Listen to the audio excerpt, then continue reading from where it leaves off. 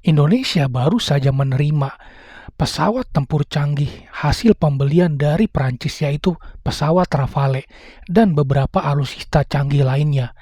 Banyak pengamat barat mengatakan bahwa Indonesia saat ini kebijakan luar negerinya lebih condong kepada barat, terutama Amerika Serikat.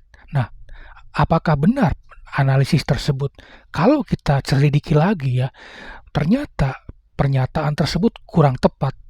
Kita lihat sendiri, ternyata Indonesia pun menjalin hubungan yang sangat baik dengan China, terutama tentang kerjasama ekonomi melalui pembangunan infrastruktur, kemudian juga banyak ekspor impor yang dilakukan antara kedua negara. Nah, inilah salah satu indikasi bahwa ternyata Indonesia bukan condong kepada barat, tetapi Indonesia melakukan diversifikasi. Ya, artinya Indonesia tidak hanya bergantung pada alat-alat pertahanan canggih dari negara NATO ataupun barat ataupun Amerika Serikat yang terkenal sangat canggih tersebut. Itu adalah strategi diversifikasi, artinya supaya Indonesia tidak hanya tergantung kepada satu negara saja. Ya, kalau bergantung pada satu negara misalnya seperti Amerika, ya salah satu resikonya negara-negara barat atau Amerika bisa saja mengontrol Indonesia. Ya, salah satu contohnya adalah jika tidak sesuai kebijakannya dengan kebijakan Amerika, jika kebijakan luar negeri Indonesia bertentangan atau tidak disetujui dengan Amerika, bisa saja ya underdeal ataupun spare part dari pesawat-pesawat canggih yang dari Amerika ya ataupun dari negara NATO ataupun Prancis misalnya itu bisa saja dihentikan. Nah, inilah salah satu resiko. Nah, inilah salah satu menurut saya strategi yang cukup strategis dan cerdik dari Indonesia. Artinya ya pemerintahan saat ini di bawah Presiden Prabowo itu dia melakukan diversifikasi khususnya dalam hal pertahanan. Tidak hanya bergantung pada Amerika tetapi membeli alat-alat tempur dari Prancis yang seperti saat ini baru saja dilakukan, yaitu pesawat Rafale dan alutsista canggih lainnya dari negara-negara NATO. Nah, inilah salah satu contoh.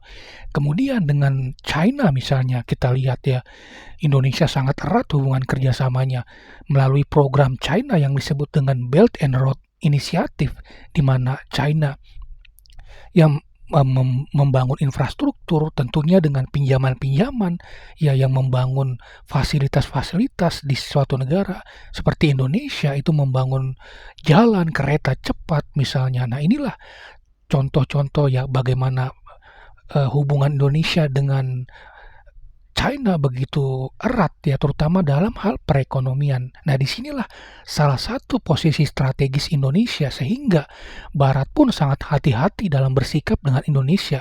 Jangan sampai ya Indonesia itu lebih condong ke China. Itulah salah satu ketakutan dari negara-negara Barat. Disinilah posisi strategis Indonesia. Artinya Indonesia masih menganut sistem kebijakan luar negerinya yang bebas aktif, artinya tidak condong atau tidak memihak ke salah satu blok, baik itu blok barat ataupun blok timur seperti China dan Rusia, tetapi tetap di tengah-tengah. Dengan Rusia pun Indonesia memiliki hubungan yang sangat baik, baik itu di bidang ekonomi dan juga pertahanan. Nah, inilah salah satu langkah cerdik dari pemerintahan Prabowo Subianto khususnya dalam hal militer ya. Nah, disinilah ya kita melihat bahwa kebijakan ini akan menguntungkan Indonesia. Nah, ada salah satu catatan penting juga ketika China ya dalam hal kerjasama perdagangan melakukan protes terhadap Indonesia. Beberapa waktu lalu kalau kita masih ingat Kamar Dagang China itu melakukan protes langsung bahkan kepada Presiden Indonesia bahwa peraturan-peraturan untuk berinvestasi ya mendirikan perusahaan di Indonesia ini masih sangat rumit dan banyak sekali kendala, baik itu premanisme, aturan yang sangat tidak masuk akal, banyak sekali birokrasi, ya pungutan-pungutan liar. Nah, inilah catatan-catatan penting yang dikomplain oleh Kamar Dagang China, pemerintah Cina khususnya, bahkan langsung kepada Presiden Prabowo.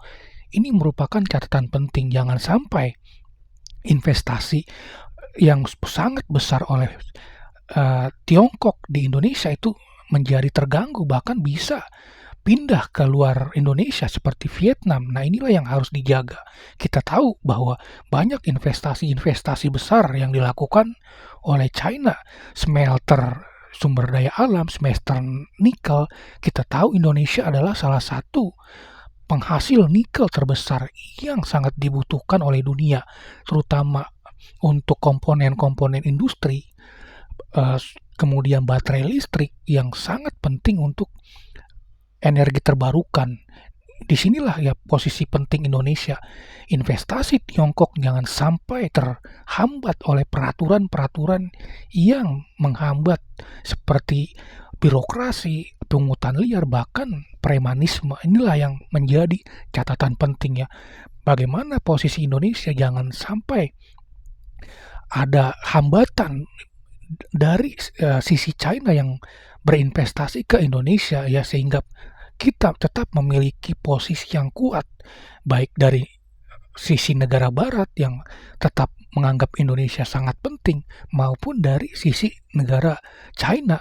Nah, inilah yang menjadi catatan penting ya. Kita tahu investasi China sangat besar. Mobil listrik China di Jawa Barat yang saat ini sedang proses pembangunannya, BYD dan smelter nikel ya. Bahkan ya kita lihat Indonesia di sini memiliki posisi yang sangat penting dalam sumber daya alam. Kita tahu ya logam tanah jarang salah satu sumber daya yang dihasilkan oleh Indonesia. Logam tanah jarang adalah material penting untuk pembuatan komponen-komponen canggih yang ada di mobil listrik, pesawat tempur, satelit, dan lain-lainnya. Disinilah ya bagaimana Indonesia memiliki artinya choke point ya, nilai penting, nilai cekik yang bisa kita gunakan ketika kita ini posisinya tidak atau kurang beruntung, kurang nyaman, kita bisa mempergunakan kekuatan itu sebagai posisi tawar baik di sisi barat maupun China. Nah, inilah yang menjadi catatan penting ya.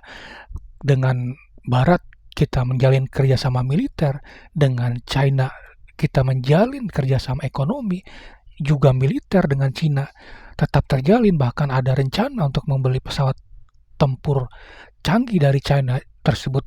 Nah, inilah yang menjadi gambarannya. Artinya di sini adalah bahwa pengamat yang mengatakan Indonesia sekarang mulai condong ke barat, menurut saya kurang tepat. Tetapi Indonesia masih pada posisinya semula, yaitu negara yang berada di tengah, bersahabat dengan semua blok-blok. Artinya Indonesia masih ya mengedepankan kebijakan luar negerinya yang utama, yaitu dan yang sesuai dengan amanat undang-undang, yang mana kita berada di tengah, artinya non-alliance atau gerakan non-blok yang juga dicetuskan oleh pendiri negara Indonesia yaitu Bung Karno. Nah, inilah salah satu poin yang penting bagi kita bahwa Indonesia tetap berada di tengah-tengah dan bersahabat dengan negara manapun juga.